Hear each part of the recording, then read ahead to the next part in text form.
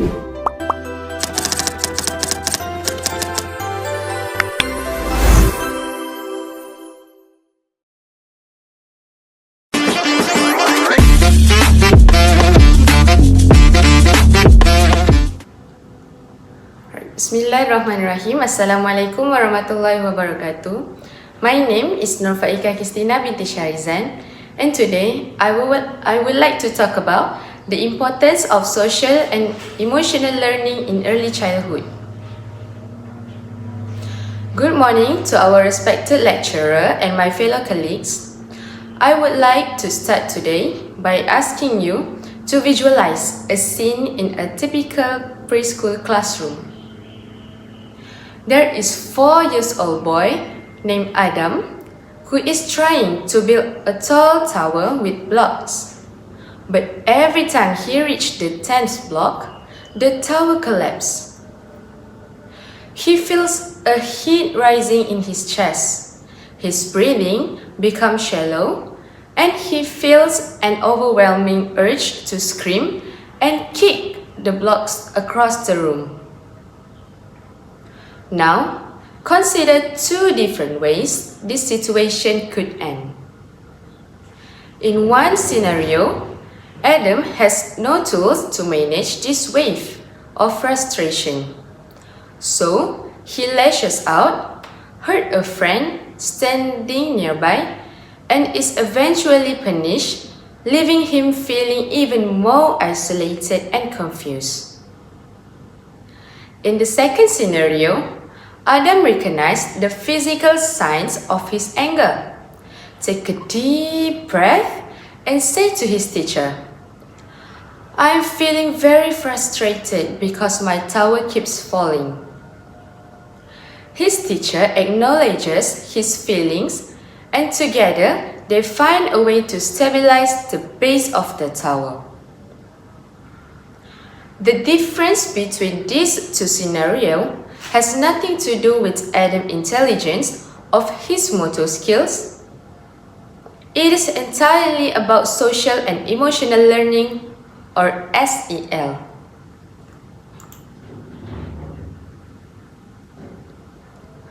As future early childhood educators, we often feel a heavy pressure to ensure our students can read their first word and count to 100 before they leave our care.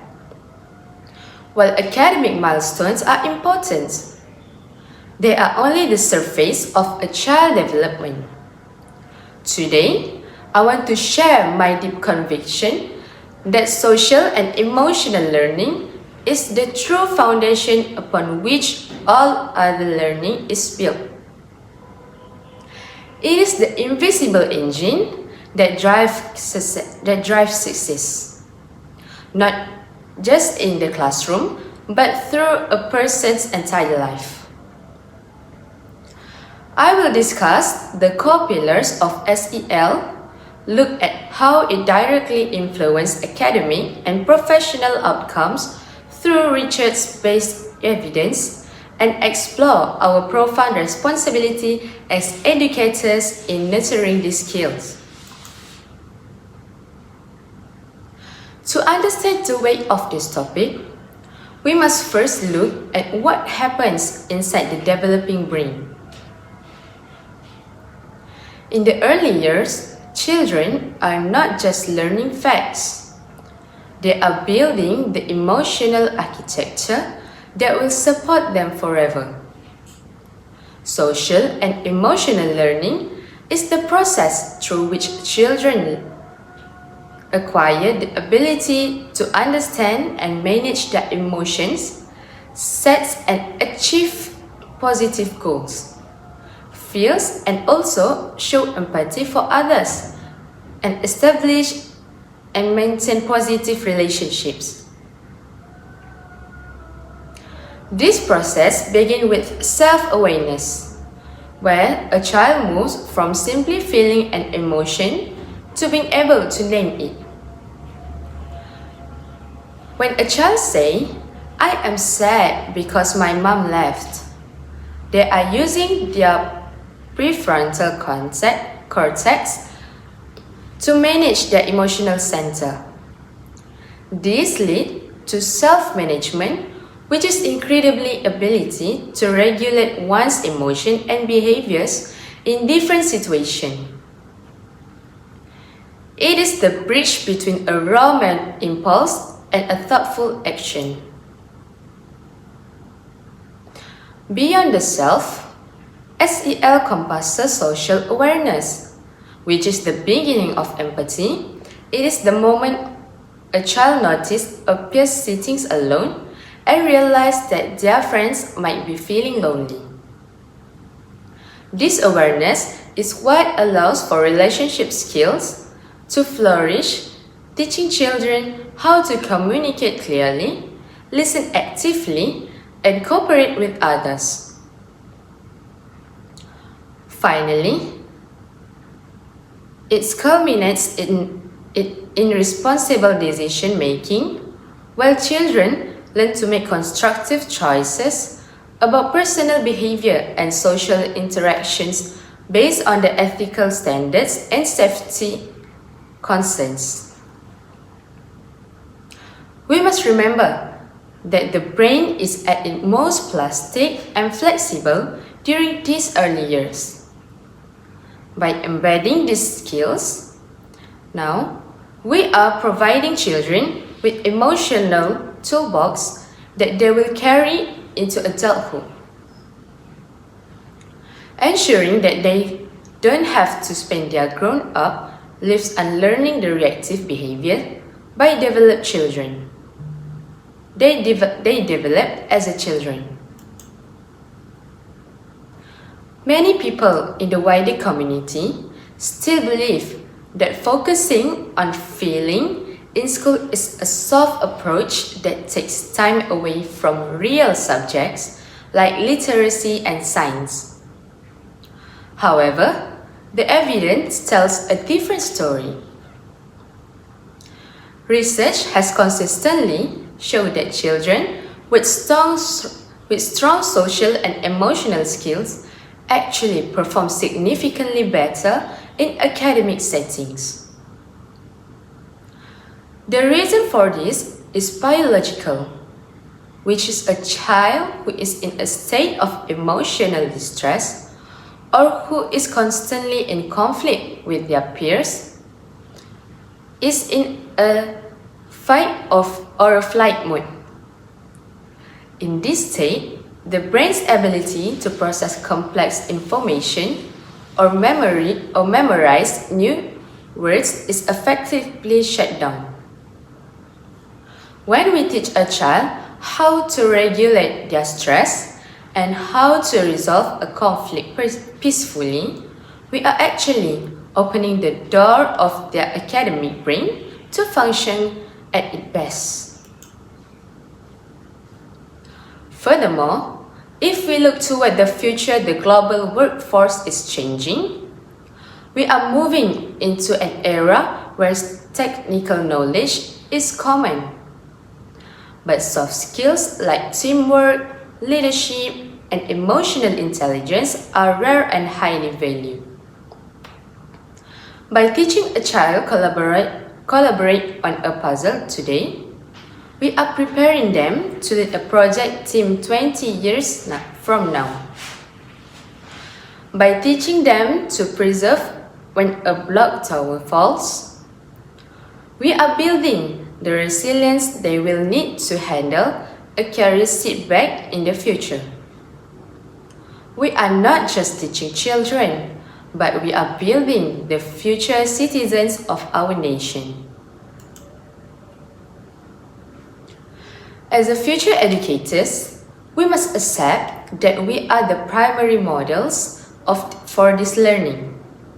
Children are like sponges, and they learn more from what we do more than what we see. If we want our students to be empathic, we must show them empathy when they are at their most difficult. If we want them to stay calm under pressure, they must see us staying calm when the classroom becomes chaotic. We support SEL by creating an environment where it is safe to fail and safe to feel. This means moving forward from a culture of punishment and towards a culture restorative practice. Instead of simply saying, "Don't do that," we must ask, what are you feeling when that happened, and how can we fix it together? We can implement calm down corners and use morning circles to let every children's voice be heard. These are not just classroom management tricks. They are intentional pedagogical strategies designed to foster a sense of belonging and security. In conclusion, social and emotional learning is not a secondary part of education. It is the heartbeat of it. We have seen how it defines a child's ability to navigate the world, how it acts as a catalyst for academic excellence, and how it shapes the leaders tomorrow. As you move forward in your journey as educators, I challenge you to view every emotional outburst, social conflict in your classroom not as a disruption but as a teacher moment. Do not just teach the head, but reach the heart. Because when a child feels secure, understood and emotionally capable, there is no limit to what they can achieve. Thank you for your attention, and now I am ready to respond to any question you may have.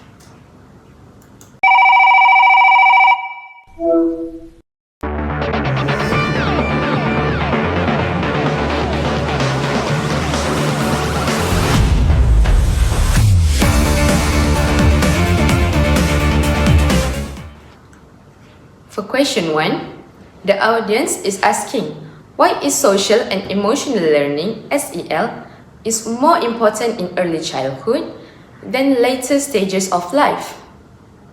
Thank you for your question. Early childhood is the most critical period because children's brains are developing very rapidly. During these years, they are learning how to understand their emotions, communicate with others, and solve problems. If children develop strong social and emotional skills at a young age, they are more likely to become confident learners, build healthy relationships, and cope with challenges effectively.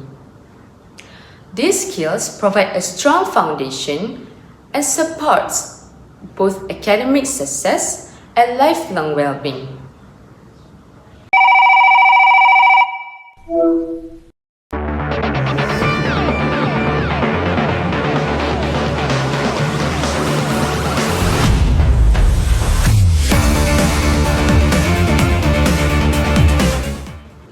So, for question number 2, the audience is asking, what are some simple ways preschool teacher can promote social and emotional learning in the classroom? Well, that's a great question. Preschool teacher can support SEL through simple daily activities.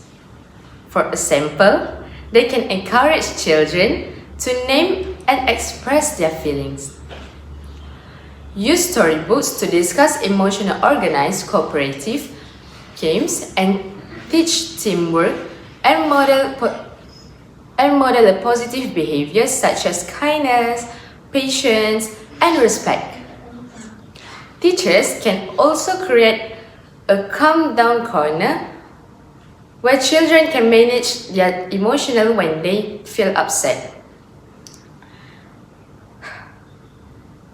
This everyday practice can help children to develop emotional regulation, empathy, and positive social skills in a soft and supportive environment. So that's all from me. Thank you.